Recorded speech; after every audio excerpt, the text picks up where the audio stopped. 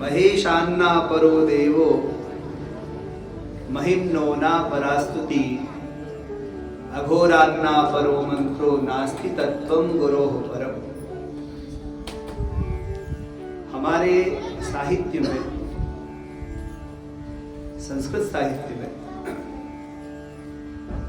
एक गंधर्वराज हुए, उनका नाम था पुष्पदंत। दंत वैसे दांत को बोलते हैं, पुष्पदंत। ये भी अर्थ समझ सकते हो कि जिसके दांत पुष्प जैसे हो, चुभने वाले ना हो, नरम नरम हो। वैसे जहां तक मुझे ध्यान है दांत नरम होते नहीं है, और होते हैं। छोटा बच्चा होता है, बहुत छोटा बच्चा, जब उसके दांत निकल रहे होते हैं तो दांत के पहले वहां पर जो आकृति बनती थी बड़ी नरम होती है, और उसपे एक बच्चे को वो लगती रहती है, थोड़ा थोड़ा कुछ दांत आते हैं ना, और दांत के भी अलग अलग। अब दांत के ऊपर तो क्या बोले पर गाय होती ना, गाय को देखो, गाय के संभवतः ऊपर के दांत नहीं होते। बड़ी आराम से जब आप गाय को रोटी दो, आराम से ग्रहण काटती, कभी लगे तो अलग बात है, नहीं तो वैसे बहुत इजी उसके मुख में ही रोटी चली जाती है। तो दंत दांत अर्थ में होता है, वैसे दंत का अर्थ होता है बाण, पुष्प बाण। और दांत 32 ही होते, कितने होते? कभी गिनना अपने खुद के पड़ोसी के नहीं, तो 32 ही कहे जाते, इसीलिए उसको 32 ही बोलते। और उन आचार्य ने एक स्तोत्र बनाया जिसका नाम है दुर्जटि स्तोत्र। शिव महिम्न भी उसको कहा जाता है। उसमें मूल रूप से श्लोक 32 ही होते, दांत के भी 32 दांत माने जाते हैं। दंत शब्द का अर्थ होता है दीवार। जैसे जीभ दांतों के बीच में रहती है, कोई अत्यंत महत्वपूर्ण वस्तु किसी दीवार के बीच में होती है, वैसे इस 32 श्लोकों के बीच में मध्य में जो तत्व है, जिस तत्व का वर्णन हुआ उसी का नाम है शिव। शिव छुपे हुए हैं उसमें। प्रारंभ में ही अपने अबोधता का उल्लेख पुष्पदंत ने कर दिया कि प्रभु मैं आपकी महिमा को बता नहीं सकता। ममापेश स्तोत्रे हरणिरपवाद परिकरः। प्रभु मैं आपकी महिमा को कैसे बताऊं, क्योंकि आप अर्वाचीन हो, आप आजकल के नहीं हो। भगवान शंकर अनादि देव है, देवादिदेव है, महादेव, जिनका ना आदि है ना अंत है, जो सृष्टि के प्रारंभ में भी है, अभी जो हमको सृष्टि दिखलाई पड़ रही है उसमें भी है, और जो सृष्टि के अंत में भी रहेंगे वे भगवान हर शिव है। अतीतः पंथानम तव च महिमा वाङ्मनसयो। प्रभु आपकी मैं कैसे स्तुति करूं, कैसे आपकी महिमा को गाऊं, क्योंकि आप मन वाणी और कर्म से परे हो। मन समेत जहां जाई न वाणी। स्वयं वेद भी चकित हो गए जब उन्होंने आपकी महिमा को सुना, आपकी महिमा को समझा। आपके विषय में जब वेद समझने के लिए चले तो सबसे बड़ा स्तोत्र वेदों में शिव स्तोत्र है। सबसे बड़ा सूक्त यदि हमारे यहाँ वेदों में है तो शिव सूक्त है। और शिव कहाँ नहीं है ये वेदों ने विचार करते हुए कहा कि शिव के डमरू को प्रणाम है, त्रिशूल को प्रणाम है, पृथ्वी को प्रणाम है, दुर्जटा को प्रणाम है, गंगा को प्रणाम है, आकाश को प्रणाम है, क्योंकि ऐसी कोई जगह नहीं है जहां भगवान शिव ना। मिट्टी से जब बर्तन बनता है तो उस बर्तन में मिट्टी कहाँ नहीं है, संपूर्ण घट में मिट्टी है। जो घड़ा आपने बनाया उस संपूर्ण घट में मिट्टी है। ऐसी कोई जगह नहीं है जहां मिट्टी की उपस्थिति ना हो। अच्छा, घड़ा बना कैसे? मिट्टी से। तो घट बनने से पहले मिट्टी क्या थी? मिट्टी ही थी। और अभी घट बन गया है तो मिट्टी क्या है? मिट्टी है। और यदि घट फूट गया, टूट गया, तो मिट्टी क्या होगी? मिट्टी ही रहेगी। ये संपूर्ण जगत बनने से पहले भी शिव थे, और संपूर्ण जगत बना तब भी शिव है, क्योंकि संपूर्ण जगत शिव से ही बना है। और अंतिम में जब लय होगा तब भी क्या रहेंगे? शिव ही रहेंगे।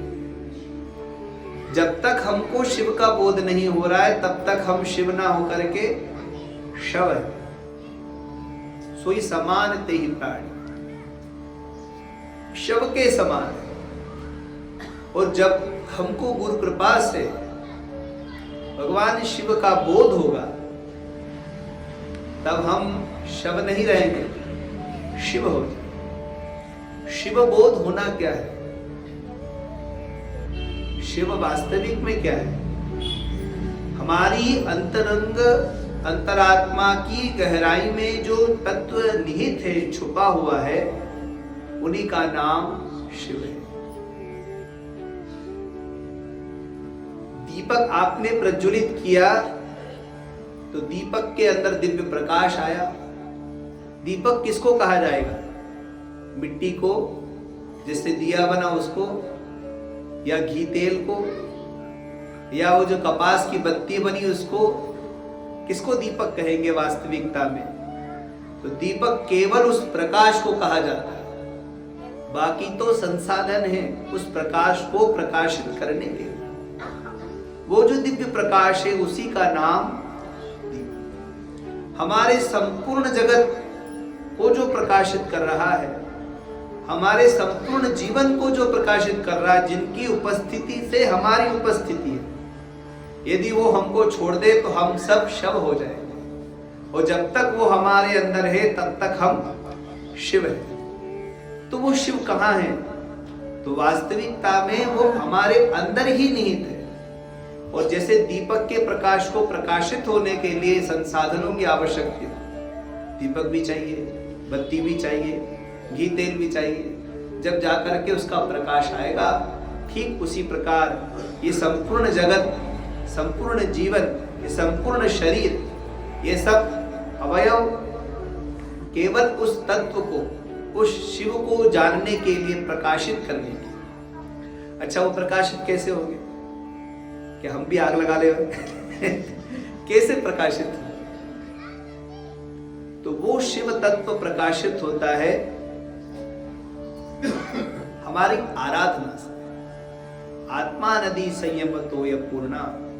हम भगवान शंकर को जब आत्मलिंग के रूप में अपने हृदय में स्थापित करते हैं, प्रतिष्ठित करते हैं, जब हम भगवान की आराधना करते हैं ना, तो जिस पाषाण में, जिस काष्ठ में, धातु में हम भगवान की दिव्य विग्रह को बना करके जब पूजा करते हैं, तो वास्तविकता में सर्वप्रथम उनका आवाहन होता है। कोई कहीं होगा तो बुलाना तो पड़ेगा ना।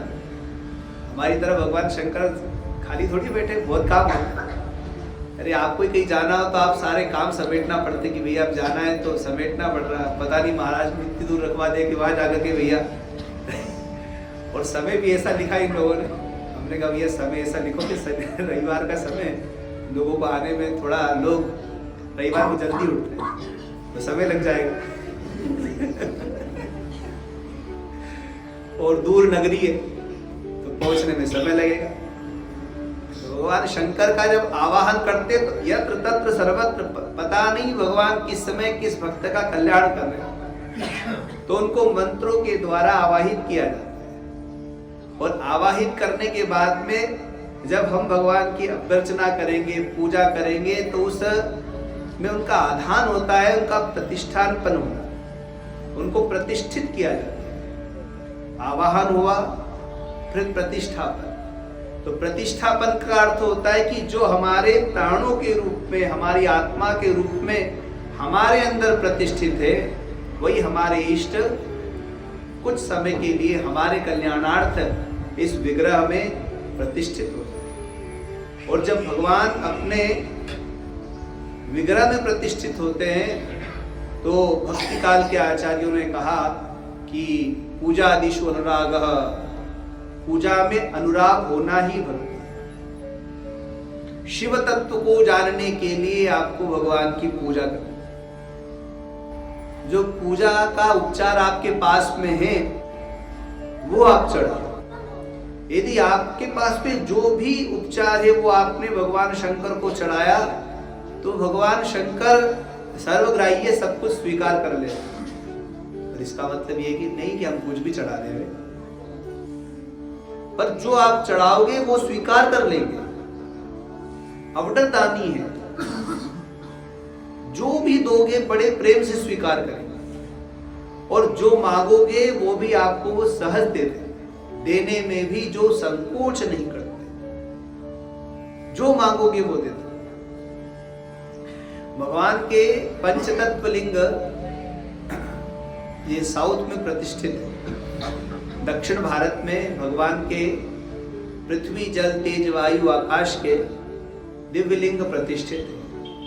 और वहां पर जाओ ना तो वहां इन दिव्य तत्वों का अनुभव भी होता है। एक जगह भगवान का आकाश लिंग है जिसको चिदंबरम बोलते हैं, तो वहां भगवान नटराजम के रूप में है और ठीक एक कोने में दिया जाता है।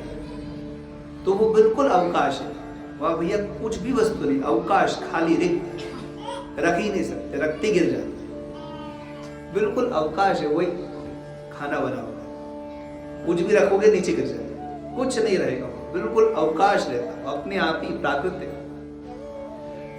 एक जगह हम जहाँ वायुलिंग है वहां दर्शन करने गए तो वहां बिल्कुल वायु का प्रवेश नहीं, लगता ही नहीं कि यहाँ वायु के साथ, बिल्कुल निराकार भगवान वहां वायुलिंग के रूप में बैठे। ऐसे ही वहां आकाश लिंग के रूप में बैठे। अग्निलिंग का दर्शन करने जाओ, अग्निलिंग यहाँ पर है अरुणाचलेश्वर। जैसे अपने गोवर्धन नाथ की परिक्रमा होती है वैसे ही वह अरुणाचलेश्वर की परिक्रमा होती है। और शिव पुराण में उस पर्वत की ऐसी महिमा है कि यदि आपने गलती से भी उसकी परिक्रमा कर ली तो आपको मोक्ष मिल जाए, भगवान सीधे मोक्ष देते हैं। वहां कथा में आता है कि एक हिरण था और वो हिरण आगे आगे भाग रही थी, उसके पीछे एक राजा था, वो शिकार करने के लिए गया। तो राजा जिस घोड़े पे बैठा था, तो हिरण और घोड़ा तो ये तो अनजान है, इनको तो कोई ज्ञान नहीं, राजा को ज्ञान था। तो राजा घोड़े पे बैठ करके हिरण के शिकार की दृष्टि से आगे दौड़ रहा था, आगे आगे हिरण, उसके पीछे राजा, और परिक्रमा हो गई। और परिक्रमा होने से वो हिरण को और वो घोड़े को दोनों को मोक्ष मिलता है। इसलिए अरुणाचलेश्वर वहां भी दीपम होता है, 3 दिन हो गया अभी शायद से। ये जो पूर्णिमा गई ना, इस पूर्णिमा बिल्कुल पर्वत के ऊपर में होता है और उसकी लो पूरे पर्वतमाला के दर्शन इतनी ऊपर तक जाती है, काफी बड़ा लो दर्शन। वहां नहीं करते भी 10 से 15 लाख आदमी दर्शन करते हैं, इतनी भीड़, साक्षात भगवान नागराज। एक है काढ़ हस्ती। ये कथा में इसलिए सुना रहा हूं आपको कि हम जो भी वस्तु जिस रूप में जिस स्थिति में भगवान को देते हैं, भगवान स्वीकार करता है। तो काढ़ हस्ती जो नाम भगवान का पड़ा, वहां पर एक मकड़ी, एक हाथी और एक सर्प के द्वारा भगवान का वो नाम पड़ा। एक मकड़ी थी तो उसको चढ़ाने के लिए कुछ नहीं मिला, तो उसने उस शिवलिंग के ऊपर जाला बना लिया। तो भगवान ने उसको वस्त्र मान करके स्वीकार कर लिया और वो मकड़ी को मोक्ष दे दिया। एक हाथी था, उसके मन में भावनाएं कि शिवलिंग बड़ा गंदा सा हो रहा है तो जल चढ़ा दो, तो वो सूंड में जल भर के लाया और उसने चढ़ाया। तो भगवान इतने प्रसन्न हो गए कि वो हाथी को मोक्ष दिया। एक सर्प था, तो वो अपने मुंह में कुछ पुष्प लेके जा रहा था, गलती से वही शिवलिंग को चढ़ गया। तो भगवान आशुतोष इतने प्रसन्न हो गए कि उन्होंने उसको मोक्ष दे दिया। तो श्री काढ़ हस्ती, श्री कहते मकड़ी को, काल माने सर्प और हस्ती माने हाथी। तो तीनों के द्वारा भगवान की आराधना हुई, इसलिए उसका नाम काढ़हस्ती। कर्मकांड की दृष्टि से यदि आपको राहु और केतु की भयंकर पीड़ा हो रही हो और काढ़हस्ती में पूजा कराओ तो जीवन में कभी भी आपको पलट के राहु और केतु नहीं दिख सकते, कभी होते ही। और काढ़हस्ती में बहुत पूजा के लिए लोग आते हैं तो वहां साक्षात भगवान शंकर विराजमान है पर्वत में। और उसके विषय में ऐसा कहा जाता है कि एक भील था, भील, और वह भगवान की पूजा करता था तो उसको पूजा की विधि तैयार नहीं थी, पता नहीं था। जैसे संस्कारों में बड़ा पला तो वो क्या करता कि अपने मुंह में पानी भर के लाता और अपने हाथों में कुछ मांस उठा के लाता और भगवान के लिए सुगंधित फूल के लिए वो अपने सिर में, उसकी बड़ी जटाएं थी उनमें फूल लगा के जो मुंह का पानी था वो सीधे शिवलिंग में। यदि आपके ऊपर कोई कर देना तो आप नाराज हो जाओ। कोई आपको घर पे बुलाए और भोजन का थाल लगाए और हाथ से रोटी दे तो बड़ी प्रेम से खाओ। कोई चिमटे से दे तो आप बोलो भैया हाथ से दे दे, अच्छा रहेगा, हाथ से रोटी दे दे। और कोई मुंह में दाल भर के फिर कटोरी में डाले तो नहीं लोगे। हाथ भी हमारा अंग है, मुंह भी हमारा अंग है, पर कौन सा अंग किस कार्य के लिए हमने एक व्यवस्था बना के रखी। और भगवान के सामने किसी प्रकार की व्यवस्था चलती है, वहां एक व्यवस्था चलती, वो है आपका भाव। यदि श्रद्धा आपके अंदर है, जिस भाव से आप उनको पूजोगे, बुलाओगे, सेवा करोगे, भगवान उसको स्वीकार करें। उसने कुल्ला कर दिया तो भी भगवान ने सोचा गंगा जल चढ़ाया, और मांस चढ़ाया तब भी भगवान ने बड़े ग्रहण भाव से उसको लिया, क्योंकि उसकी अनन्य श्रद्धा थी। तो जब हम अनन्य भाव होकर के भगवान की पूजा करते हैं तो भगवान हमारी पूजा को स्वीकार करते। बस पूजा में सबसे प्रथम है, क्योंकि हमारे भाव एकाएक बनते नहीं, क्योंकि हमारे भाव में निरंतर रंगीनता होने के कारण परिवर्तन आता है। कभी हमारा भाव किस तरह का बनेगा, कभी क्या बनेगा, कभी श्रद्धा बनेगी, कभी नहीं बनेगी। इसलिए भगवान वेद ने मनुष्य के कल्याणार्थ एक विधि का नियामन बनाया कि आप विधि से करो। यदि आपने विधि से भगवान की पूजा करी है तो ये वेद प्रमाण है इस बात पर कि आपका कल्याण होगा और आपकी इच्छाएं पूरी हो। जैसे आपने विधि से दवाई ली है और उसके निषेध को और विधि को ध्यान रखा है तो सुपथ्य लेने के कारण आपका रोग नष्ट होगा। वैसे विधि से जब हम भगवान की पूजा करते हैं तो सविधि पूजा होने के कारण भगवान उसको बड़े भाव से स्वीकार, बड़ी श्रद्धा से। भगवान शंकर की पूजा यदि पंचामृत से आपने करी है और जीवन में सभी जीवों को करना चाहिए। स्वयं आद्य शंकराचार्य भगवान ने कहा, जिसने अपने जीवन में कभी शिव का पूजन नहीं किया, कभी भगवान विष्णु का अर्चन नहीं किया, कभी भगवती की अभ्यर्चना नहीं करी, यज्ञ नहीं करा, अपने आप को समर्पित नहीं किया, ऐसा व्यक्ति जीता हुआ भी मृत के समान। और उसको यदि आपने उसके हाथ से भोजन ग्रहण किया तो शव स्पर्श किए हुए व्यक्ति को जो दोष लगता है वही दोष उसको लगता है। हमारे यहाँ ऐसा आपने सुना है, पता तो मुझे याद नहीं, आपने सुना कि भगवान पहले उन्हीं के घर जाते थे जो शिव महिम ने पाठ किया, नहीं तो वो अपने यहाँ दिन रख कुछ अपने यहाँ रखते कुछ दिन और उसको शिव महिम ने पाठ सिखाते। वे जब तक तुम शिव पूजा नहीं करोगे तुम्हारे घर का अन्न जल ग्रहण नहीं किया। कामारी कंसारी समार्चनाख्या, जिसने भगवान कामारी की, कंसारी की मने भगवान नारायण की और भगवान शिव की इस जीवन में पूजा नहीं की, अर्चना नहीं की, ऐसे व्यक्ति के हाथ से यदि आपने जल भी दिया तो आपके सारे पुण्य नष्ट होते हैं। मैं नहीं कह रहा हूँ, ऐसा पद्म पुराण में होता है। पद्म पुराण पढ़ने लायक, उसमें अनेक प्रकार के कर्म लिखे, क्या करने से क्या होगा। भगवान शंकर को बेलपत्र चढ़ाने से 3 जन्मों के पाप नष्ट हो और 1 करोड़ कन्यादान करने का पुण्य फल, और बिल्व वृक्ष के दर्शन करने से आपके पाप नष्ट होते हैं। पर ऐसा मत करना कि बेलपत्र ही नष्ट हो जाए। आजकल लोग पूजा करने लगे बेलपत्र की, तो इतना करने लगे कि वो बेलपत्रों को ही नष्ट कर। बेलपत्र हमारे पाप नष्ट करने के लिए, आप उसको नष्ट मत करो, नहीं तो उसका भी भयंकर पाप है। क्योंकि भगवती लक्ष्मी के स्तनों से उत्पन्न हुआ है, तो अमृत संजीवन के समान वो जीवित रहना चाहिए। और जितना लंबा वृक्ष बेलपत्र का जाता है और उसकी परछाई जहाँ तक जाती है, वहाँ तक की भूमि पर लक्ष्मी का निवास होता है। कहते हैं कि शनिवार के दिन प्रातः काल उठते ही यदि आपने पीपल के वृक्ष की परिक्रमा करी और उस पे जल मिश्रित दूध चढ़ाया, तो आपके पितर लोक में जो पितर है उनको तृप्ति मिलती। यदि आपसे कोई तर्पण नहीं हो पाया, कुछ क्रिया रह गई, उन सबको तृप्ति मिलती। ये दैनिक चर्या में होना चाहिए, जीवन चर्या में होना चाहिए। यदि आपने तुलसी दल ग्रहण किया तो फिर ये मान लो कि आपके अंदर की जो कुंठाएं वो समाप्त होने लगती, और जिस दिन आप विकुंठ हो जाओगे उस दिन वैकुंठ मिल जाए। कुंठाएं समाप्त, वैकुंठ की प्राप्ति। कहते हैं यदि आपको जीवन में रूप चाहिए, सौंदर्यता, सब कुछ ये सब ब्यूटी पार्लर जा रहे हैं, तो भगवान के सामने यदि दीप दान करोगे तो दीप दान का बड़ा महत्व है। जो प्रतिदिन भगवान के सामने दीप दान करता है उसको सौंदर्य की प्राप्ति। जो भगवान शंकर को अक्षत चढ़ाता है तो उसके जीवन में कभी भी क्षति नहीं होती, भगवान उसके संपूर्ण कार्य को पूर्ण करते। तिल चढ़ाने से भगवान उसको ऐश्वर्य की प्राप्ति है। ऐसे अनेक साधन है, पर इतना ही कहेंगे कि हम भगवान शंकर की आराधना रोज करें। और कुछ नहीं तो भगवान शंकर को एक लोटा जल भी आपने चढ़ाया तो एक लोटा जल चढ़ाने से ही जलधारा शिवप्रिय भगवान प्रसन्न हो जाते हैं, आनंदित हो जाते हैं। और एक और बात देखो, हनुमान जी महाराज सामने है।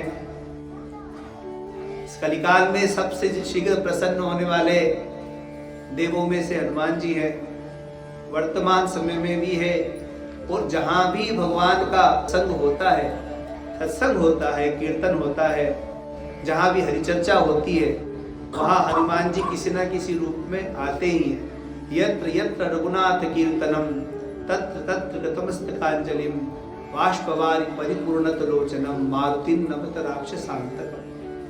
हनुमान जी अनेक रूप बना करके वहां उपस्थित होते हैं। और यदि आपने हनुमान जी को प्रणाम करके कहा कि आप प्रभु से मेरी बात करना, तो निश्चित हनुमान जी भगवान तक आपकी बात पहुंचाते। रामदूत है, भगवान की कोई बात होती है तो तुरंत भगवान तक पहुंचाते।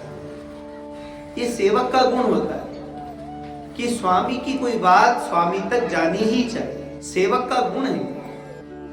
हनुमान जी के अंदर ये स्वाभाविक ही गुण है।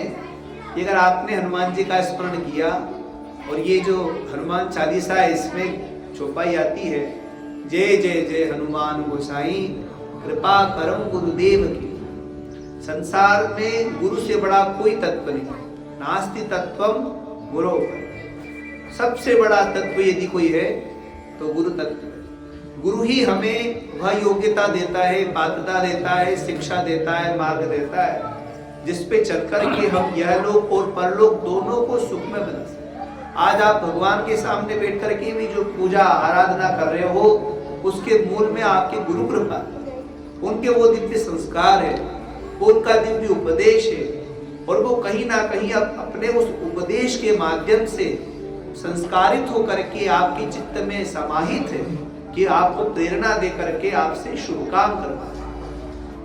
गुरु तत्व तो कभी नष्ट नहीं होता, सदैव बना रहे।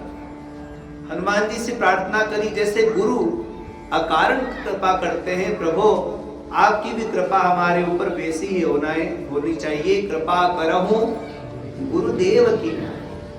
जैसे गुरु अपने शरणागत यह लोक और परलोक दोनों को ही सुखमय बनाते हैं। माता पिता केवल अपने संसार तक ही सीमित रहते हैं, अपना घर बच्चा हो, व्यापार चले, यहाँ तक बच्चे को शिक्षा देते हैं, उसका परलोक सुधरे उसके लिए नहीं।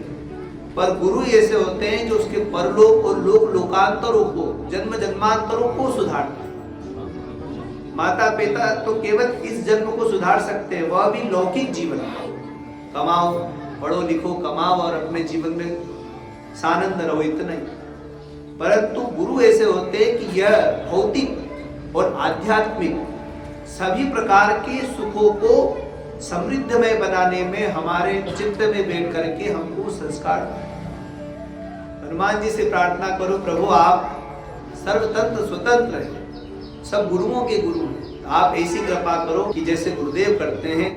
और यदि इसका 100 बार पाठ करोगे, जो 7 बार पाठ पर कोई छूटई बंदी महासु, कोई बहुत परेशानी हो रही हो, बहुत ज़्यादा ही कष्ट होता, इस चौपाई की एक माला आपने करी और बड़ी श्रद्धा से करी तो निश्चित हनुमान जी कृपा होगी